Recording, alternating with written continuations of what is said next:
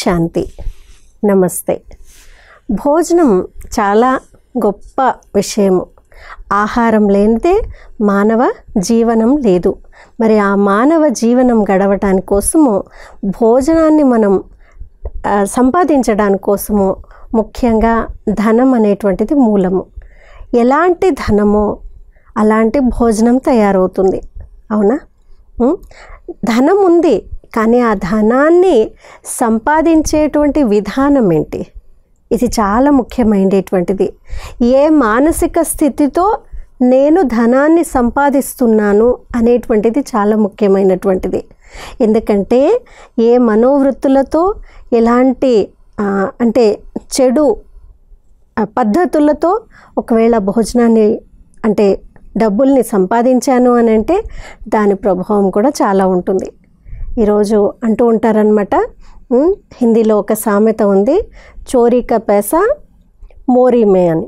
అంటే దొంగలించినటువంటి ధనము మోరీలో అంటే వీధి కాలువలో పోతుంది, అలాగే తయారవుతుంది. అంటే దాని యొక్క సుఖం అనేటువంటిది లభించదు అని అనటం జరుగుతుంది.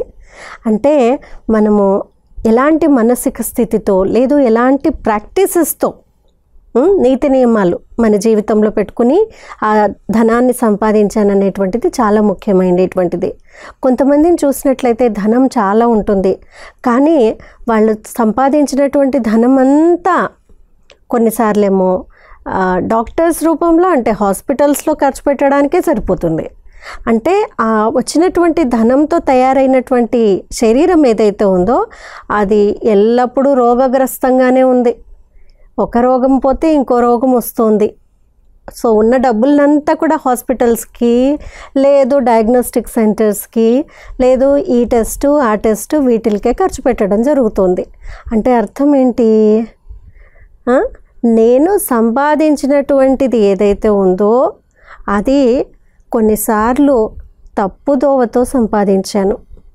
లంచము, మోసము, లేదు ఎవరినో ముంచెయ్యాలి అనేటువంటి ఆలోచనలు, లేదు ఒకరికంటే ఒకరు పైపోటీతో ఉండటము, ఇలాంటి మానసిక స్థితితో నేను ఎప్పుడైతే చెడు ప్రాక్టీసెస్ ద్వారా చెడు కర్మల ద్వారా ధనాన్ని సంపాదిస్తానో అది నా శరీరానికి కానీ మనసుకు కానీ పట్టదు. ఇది వినడానికి కొంచెం కఠినంగా ఉంటే కూడా కానీ వాస్తవికత ఇదే.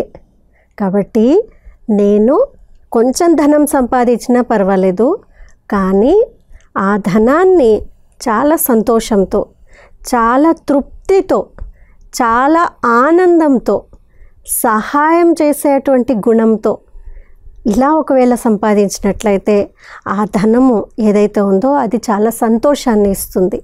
అందుకనే ధనాన్ని కొన్నిసార్లు మాయా అని అంటారు. ఒకసారేమో మనం ధనాన్ని లక్ష్మీదేవితో పోలుస్తూ ఉన్నాము, ఇంకొక సమయంలో ధనాన్ని మాయా అని అంటున్నాము. ఎలా వీలవుతుంది? రెండు పేర్లు ఎలా పెడుతున్నాము?